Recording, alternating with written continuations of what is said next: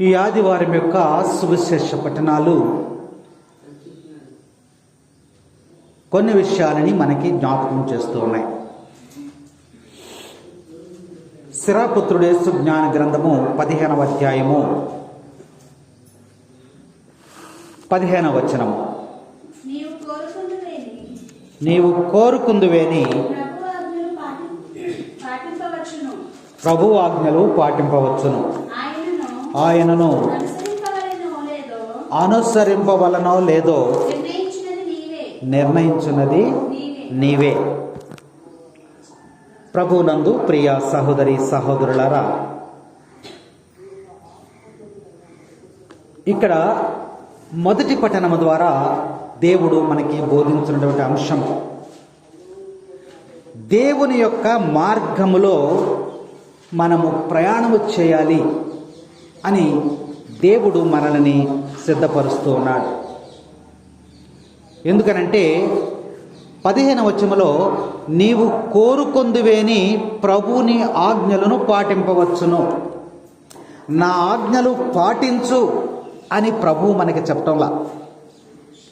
నువ్వు ప్రభువుని వెంబడించాలి అని నీకు ఆశ కలిగి ఉంటే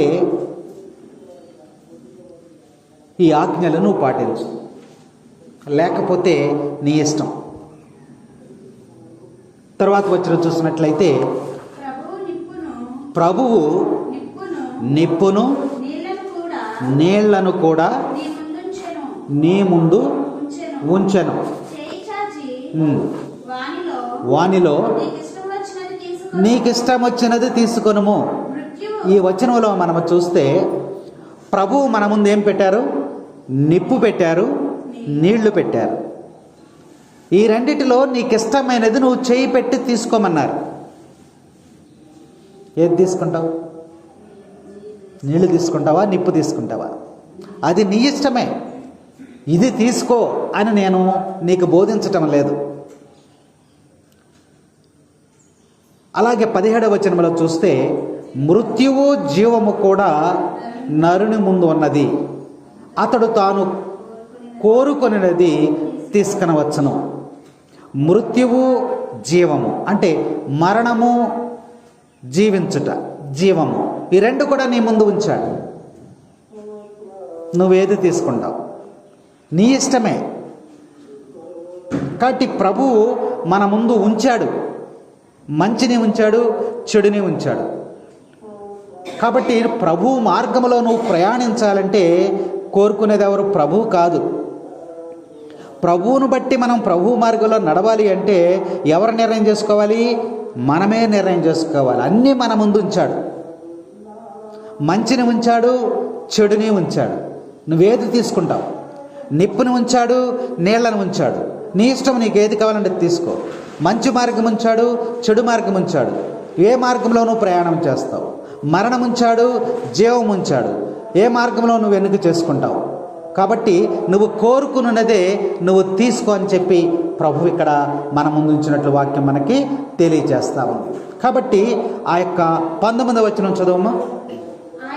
ఆయన నరులు చేయు ప్రతి కార్యమును గమనించును. Praise the lord, praise the Lord, hallelujah, హల్లెలూయా.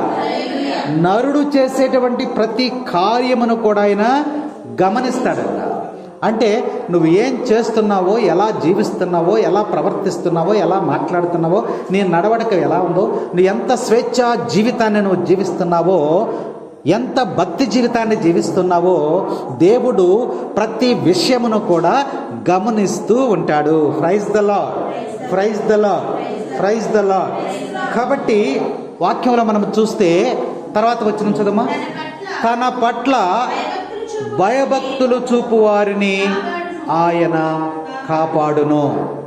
ప్రభువు ఏ నరుని కూడా పాపము చేయమని ప్రోత్సహించడు, పాపము చేయమని ఆజ్ఞాపించడు. ఎవనికి చెడును చేయటానికి ఆయన ఎప్పుడు కూడా ఇష్టపడని వాక్యం మనకి బోధిస్తూ ఉంది. కాబట్టి దీనిని బట్టి చూస్తే మానవుడు స్వేచ్ఛాజీవి. నువ్వు ఈ పనే చెయ్యి అని అంటే అదేమవుతుంది? ఒక నిబంధన, రిస్ట్రిక్షన్ పెట్టేసినట్టే.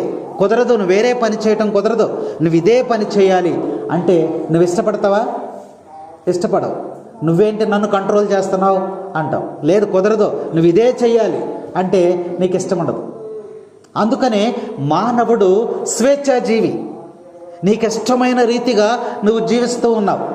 అయితే దేవుని మార్గములో పయనించాలని దేవుడు కోరుకుంటున్నాడు.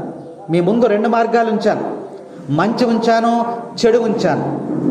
కాబట్టి దేవుని యొక్క చట్టము ద్వారా, దేవుని యొక్క నియమాల ద్వారా దేవుడు మనకు చూపిస్తూ ఉన్నాడు. వాటిని పాటించడానికి దేవుడు మానవునికి శక్తిని కూడా ఇచ్చాడు. మనకి ప్రార్థన చేసుకోవడానికి శక్తినిచ్చాడు, మోకరించడానికి శక్తినిచ్చాడు, ఆరోగ్యాన్ని ఇచ్చాడు. కాబట్టి ఆయన తన యొక్క చట్టాలను మన ముందు ఉంచాడు. వాటిలో నీకిష్టమైనది నువ్వు కోరుకో, నీకిష్టమైనది నువ్వు కోరుకో. 15 వచనం చదివితే అక్కడ ఏం చేశాడు? నీళ్ళని నిప్పులని రెండింటిని కూడా ఆయన ఉంచాడు. ఇందులో ప్రయాణం చేస్తాం. అందుకనే ప్రభువు మన ముందు 2 మార్గాలు ఉంచారు. ఒకటి ఇరుకైనటువంటి మార్గము, రెండవది విశాలమైనటువంటి మార్గము. మీరు ఏ మార్గంలో ప్రయాణం చేస్తారు? ఇక్కడి నుంచి విజయవాడ వెళ్ళాలి. ఇరుకైన మార్గం ఒకటి ఉంది, విశాలమైన మార్గం ఒకటి ఉంది. ఏ మార్గంలో వెళ్తారు? విశాలమైన మార్గంలోనే వెళ్తాం. మానవ జీవితము కూడా దేవుడు మనకి 2 మార్గాలు చూపిస్తూ ఉన్నాడు. విశాలమైనటువంటి మార్గము, ఇరుకైనటువంటి మార్గం. ఏ మార్గములో నీవు ప్రయాణం చేస్తావు? సాధారణంగా మనము విశాలమైన మార్గంలో ప్రయాణం చేస్తాం. ప్రభు వాక్యం ఏమని చెప్తుందంటే, ఎవడైతే విశాలమైన మార్గంలో ప్రయాణం చేస్తాడో ఆ మార్గము ప్రయాణం చేయగా ఆ విశాలమైన మార్గం ఏమైపోద్దంట? ఇరుకైనటువంటి మార్గం అయిపోద్దంట. ఆదిలోనే నువ్వేం చేస్తున్నావు? విశాలమైన మార్గాన్ని కోరుకుంటున్నావు. విశాలమైన మార్గం అంటే ఏమిటంటే వెచ్చలవిడి జీవితం, స్వేచ్ఛా జీవితం. నా ఇష్టం వచ్చినట్లు జీవిస్తా. విందులు, వినోదాలు, విలాసవంతమైనటువంటి జీవితం, ఎవరిని లెక్క చేయనటువంటి జీవితం, దేవుని ఆజ్ఞలు పాటించకుండా, తల్లిదండ్రులను గౌరవించకుండా, పెద్దలను గౌరవించకుండా తన ఇష్టానుసారముగా జీవించేటువంటి జీవితాన్ని విశాలమైనటువంటి జీవితం. నువ్వు దానిని ఎన్నుకున్నావా? యువకులు ముఖ్యంగా గమనించాలి. మీరు ఏ మార్గాన్ని ఎన్నుకొని జీవిస్తూ ఉన్నారు? తల్లిదండ్రులకు లోబడి జీవిస్తూ ఉన్నారా? లేదా వాళ్ళని ఎదురికించి మీ యొక్క ఇష్టం ప్రకారం మీరు జీవిస్తూ ఉన్నారా? త్రాగుడికి, వ్యసనాలకి, విందులు వినోదాలకు అలవాటు పడిపోయి ఉన్నటువంటి డబ్బులని పాడు చేసుకుని విచ్చలివిడి జీవితాన్ని జీవిస్తూ ఉన్నాడు. అది కొన్ని రోజులు, కొన్ని సంవత్సరాలు జీవించిన తర్వాత అది ఎక్కడికి వెళ్ళిపోతుందమ్మా? ఇరుకైనటువంటి మార్గంలోకి వెళ్ళిపోతుంది. త్రాగుడు తీసుకోండి. త్రాగుడికి అలవాటు పడినటువంటి వ్యక్తి ముందు కొద్దిగానే తాగుతాడు. అది రోజులు అలవాటు వ్యసనం అయిపోతుంది. వ్యసనం అయిపోయిన కొన్ని రోజులు లేదా నెలలు, సంవత్సరాలు గడిచిన తర్వాత దాని వలన ఏమైపోతుంది? అనారోగ్యం వచ్చేస్తుంది. తర్వాత అతడు మరణించే స్థితికి వచ్చేస్తాడు, మంచంలో పడిపోతాడు. అప్పుడు అనుకుంటాడు, నేను ఇది ఎందుకు అలవాటు చేసుకున్నానా? నీ అలవాటు చేసుకోబట్టే కదా నేను ఇదిగో మరణానికి దగ్గరైపోయాను అని బాధపడతాడు. అంటే విశాలమైన జీవితాన్ని ఎన్నిక చేసుకున్నప్పుడు, ఆ మార్గంలో నువ్వు ప్రయాణం చేస్తూ ఉన్నప్పుడు, సుఖానికి అలవాటు పడిపోయినప్పుడు ఆ మార్గం ఎక్కడికి తీసుకెళ్ళింది? నేను ఇరుకైనటువంటి మార్గంలోకి వెళ్ళిపోయావు. ఇక బయటికి రావడానికి కుదరదు. కానీ మాదిలో నువ్వు ఇరుకైన మార్గాన్ని నువ్వు ఎన్నిక చేసుకున్నట్లయితే, ఆ మార్గంలో నువ్వు ప్రయాణం చేస్తే అది రాను ఏమవుతుందంట? విశాలమవుతుందంట. బిడ్డలు ఉన్నారు, చదువుకోవటం, బడికి వెళ్ళటం, కాలేజీకి వెళ్ళటం, కష్టపడి చదవటం, రాత్రి అంతా కష్టపడి చదవటం ఎంత కష్టంగా ఉంటుందో. చదువుకోరా అంటే వాడు ఏం చేస్తాడు? మనల్ని వ్యతిరేకిస్తూ ఉంటాడు. కానీ అది చాలా కష్టంగా ఉంటుంది, ఇరుకైనటువంటి మార్గం. అది కష్టపడి చదువుకొని ఒక స్థాయికి వెళ్ళినప్పుడు, అది రోజు సంవత్సరాలు గడుస్తూ ఉన్నప్పుడు అతడు విశాలమైన మార్గంలోనికి వెళ్తూ ఉంటాడు. మానవ జీవితం కూడా అంతే. నువ్వు ఆదిలోనే ఇరుకైనటువంటి మార్గాన్ని నువ్వు ఎన్నిక చేసుకున్నట్లయితే, ఆ మార్గంలో నువ్వు ప్రయాణం చేస్తే, కష్టపడితే ఆ కష్టానికి తగిన ఫలితాన్ని నువ్వు పొందుకుంటావు. దేవుని రాజ్యంలో ప్రవేశించటానికి నువ్వు స్వేచ్ఛా జీవిగా ఉంటే దేవుని రాజ్యంలోనికి ప్రవేశించలేవు. అందుకనే ఈరోజు లేఖనం మనకి తెలియజేస్తూ ఉంది, దేవుని మార్గంలో నువ్వు పయనించాలంటే దేవుడు నీ ముందు 2 మార్గాలు ఉంచాడు. యేసుక్రీస్తు నడిచినటువంటి మార్గము ఇరుకైనటువంటి మార్గం. ఆయన అందరూ హేళన చేశారు, అవమానించారు, గేలి చేశారు, హింసించారు, చిత్రహింసలకు గురి చేశారు, కొరడా దెబ్బలు కొట్టారు, సిలువను మోయించారు, సిలువ వేశారు. శిష్యులు కూడా పారిపోయారు. ఆయన ఎవరో మాకు తెలియదన్నారు. ప్రజలు కూడా తోసివేశారు. ఆయన్ని చెరసాల్లో పెట్టండి అన్నారు.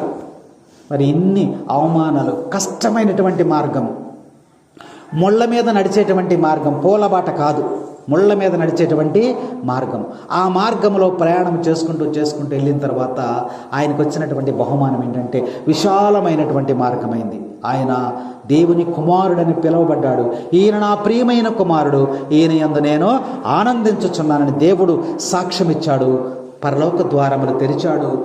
దేవుని యొక్క సింహాసనమును కుడి పార్శ్వమున ఆయన కూర్చొని పరలోక భూలోక సర్వలోకాలను పరిపాలించేటువంటి అధికారం ఆయనకు వచ్చింది. Praise the lord, praise the lord. అలాగే దేవుడు ఈరోజు మొదటి పఠనం ద్వారా మనకి హెచ్చరిక చేస్తూ ఉన్నాడు. నీవు కోరుకుందువేని ప్రభు ఆజ్ఞలను పాటింపవచ్చును. నువ్వు కోరుకోవాలి, నేను నిత్య జీవంలోనికి ప్రవేశించాలి, పరలోకంలోనికి ప్రవేశించాలి, దేవుని మార్గంలో ప్రయాణం చేయాలని నువ్వు కోరుకుంటే అది నీకు పని జరుగుతుంది.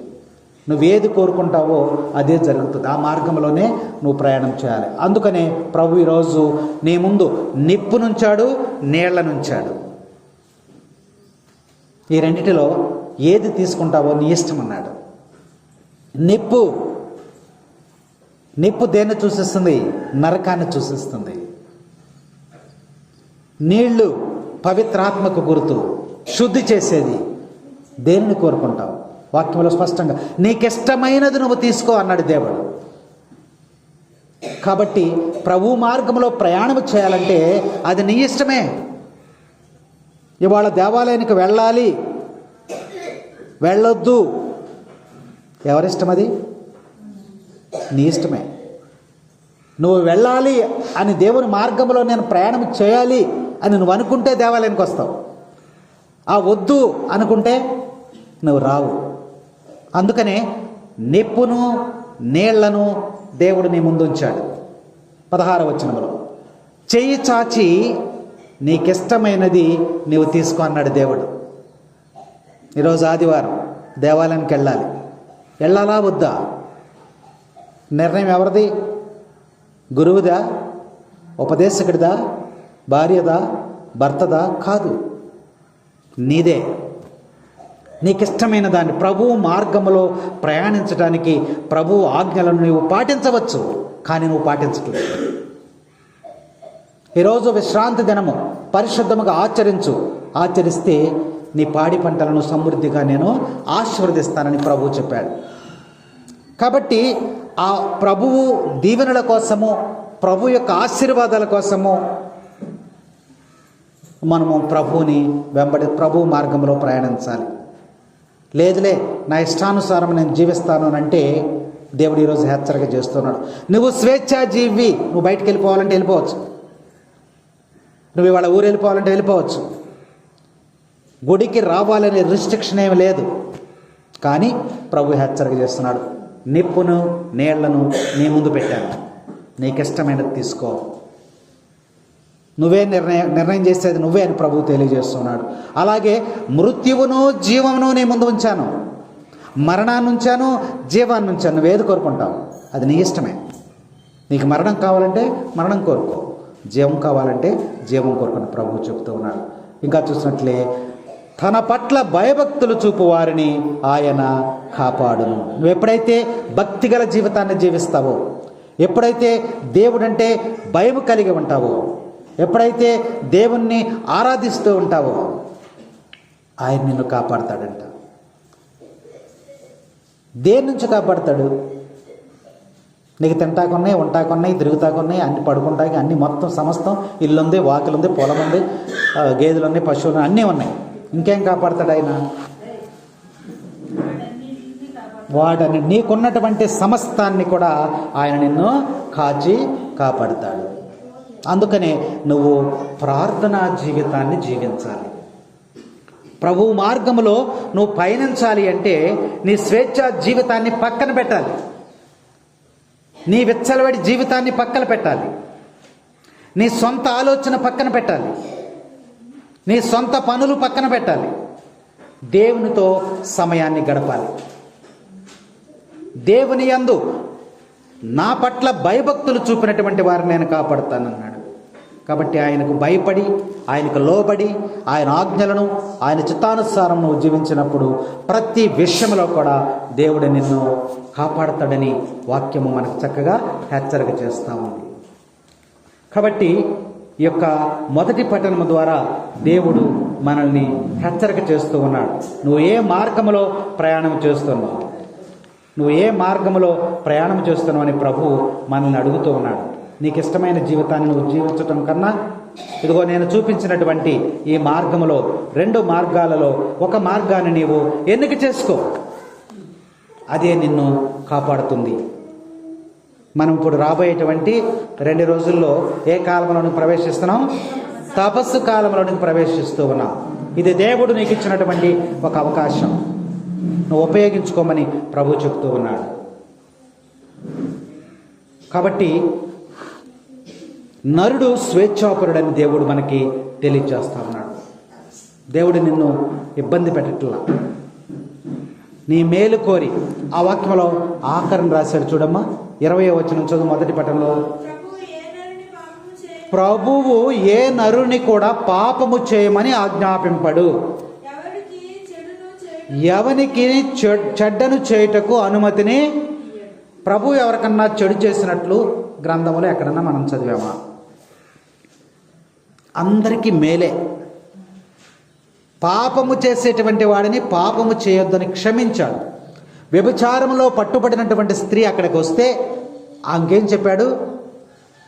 వాళ్ళు ఏమన్నా నిన్నేమన్నా చేశారమ్మంటే వాళ్ళు నన్ను ఏమీ చేయరు, నేను కూడా నిన్నేమీ చెయ్యను. ఇక పాపము జోలికి నువ్వు వెళ్లకుండా పరిశుద్ధముగా జీవించమన్నాడు. క్షమించేటువంటి వాడు. కాబట్టి పాపము చేయమని ఎవరిని కూడా ప్రోత్సహించడు. ఒకవేళ పాపములో మనము జీవిస్తే మనల్ని కాపాడేటువంటి వాడు, రక్షించేటువంటి వాడు, క్షమించి పరలోకము భాగ్యాన్ని, నిత్య జీవాన్ని ఇచ్చేటువంటి వాడు నీ దేవుడు. అందుకనే ప్రభువు పట్ల భయభక్తులు కలిగి. ఎలా భయభక్తులు కలిగి ఉండాలండి? దేవుని ఎడల భయభక్తులు ఎలా కలిగి ఉండాలి అంటే వణికిపోతూ ఉండాలా? దేవుని ఎడల భయభక్తులు కలిగి ఉండమంటే ఏంటి? ఆయన ఆజ్ఞలను పాటించాలి, ఆయనను స్తుతించాలి, ఆయనను ఘనపరచాలి, ఆయనను మహిమపరచాలి, ఆయనను ఆరాధించాలి. ఆయన ఎప్పుడైతే నువ్వు ఆరాధిస్తూ ఉంటావో అదే ప్రభువుని ప్రేమించటం. పేతురు గారిని ఒక మాట అడుగుతాడు. ఏమని అడుగుతాడు? పేతురు, నీవు నన్ను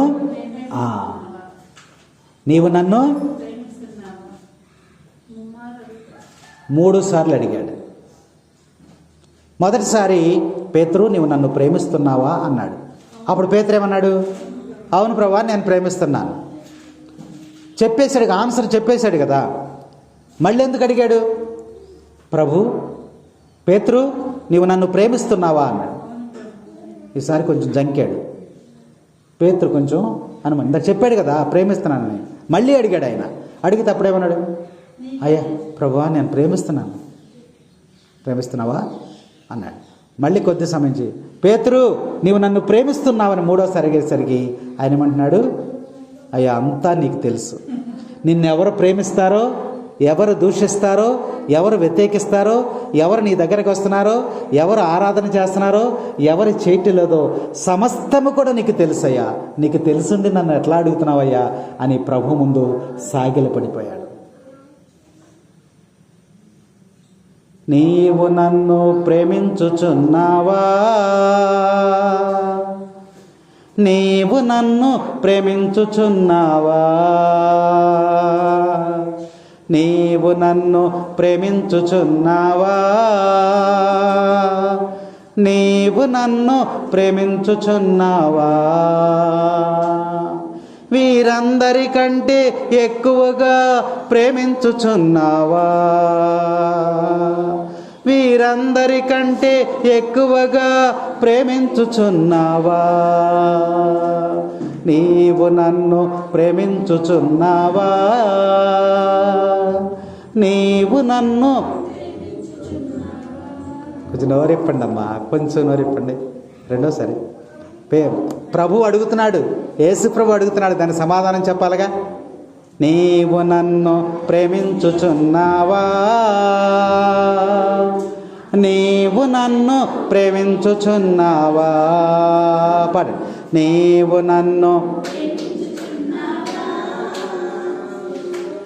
నీవు నన్ను ప్రేమించుచున్నావా, వీరందరికంటే ఎక్కువగా ప్రేమించుచున్నావా, వీరందరికంటే ఎక్కువగా ప్రేమించుచున్నావా, వీరందరికంటే ఎక్కువగా ప్రేమించుచున్నావా, వీరందరికంటే ఎక్కువగా ప్రేమించుచున్నావా అని యేసు ప్రభు పేతురుని అడిగాడు.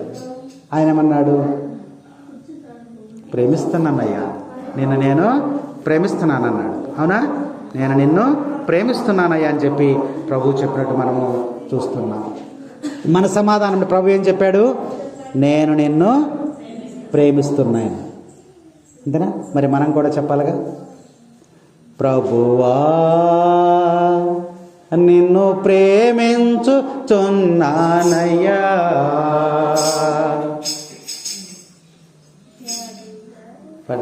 ప్రభువా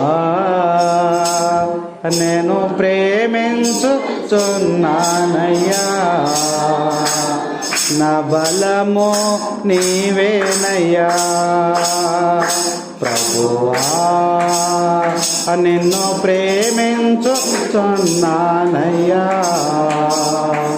నా బలము నీవేనయ్యా, ప్రభువా నిన్ను ప్రేమించుచున్నానయ్యా,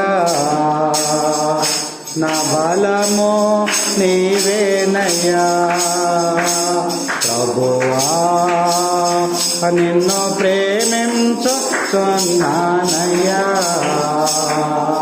నా కుటుంబాన్ని దీవించయ్యా, ప్రభువా నిన్ను ప్రేమించుచున్నానయ్యా, నా సంఘమును దీవించయ్యా, ప్రభువా నిన్ను ప్రేమించుచున్నానయ్యా, నా కుటుంబాన్ని దీవించయ్యా, ప్రభువా నిన్ను ప్రేమించుచున్నానయ్యా, నా బలము నీవేనయ్యా. ప్రభు అడిగినటువంటి మాటకి పేతురు గారు సమాధానం చెప్పాడు. అందుకని ఈరోజు మొదటి పఠనం ద్వారా దేవుడు హెచ్చరిక చేస్తూ ఉన్నాడు. ఏ నరుని కూడా పాపము చేయమని దేవుడు ఆజ్ఞాపించడు. అది నువ్వు కోరుకున్నదే. నువ్వు పాపములోకి వెళ్ళిపోతూ ఉన్నావు, వ్యసనాల్లోకి వెళ్ళిపోతూ ఉన్నావు, దుష్టుని మార్గాల్లోకి వెళ్ళిపోతూ ఉన్నావు. ఇవన్నీ కూడా నీకు నువ్వు కోరుకున్నాయే తప్ప దేవుడు ఏ నరుని కూడా పాపములోని చేరమని ఆయన ఆజ్ఞాపించటం లేదని వాక్యం మనకి తెలియజేస్తూ ఉంది. నీకు నష్టం జరిగింది, నువ్వు కోరుకున్నదే. లేదా నీకు రోగం వచ్చింది, నువ్వు కోరుకున్నదే. లేదా నీకు అనారోగ్యం వచ్చింది, నువ్వు కోరుకున్నది సమస్తము కూడా నువ్వు కోరుకునే నష్టాల పాలవుతున్నావు, కష్టాల పాలవుతున్నావు, రోగాల పాలవుతున్నావు అని ప్రభు హెచ్చరిక చేస్తున్నాడు. ఎవరికి చెడ్డను చేయుటకు ఆయన అనుమతిని ఇవ్వడు. ఎవ్వరికి కూడా అన్యాయం చేయటానికి ఆయన ఇష్టపడినటువంటి దేవుడు నీ దేవుడు. అందుకని ప్రభు ఈరోజు మొదటి పట్టణము ద్వారా నీవు స్వేచ్ఛ జీవితాన్ని నీకు ఇచ్చాను, నీవు దేవుని యొక్క మార్గములో ప్రయాణించడానికి నీకు ఇష్టమైనది నువ్వు కోరుకోమని ప్రభు ఈరోజు వాక్యం ద్వారా మనకి సెలవిస్తూ ఉన్నాడు. Praise the lord, praise the lord.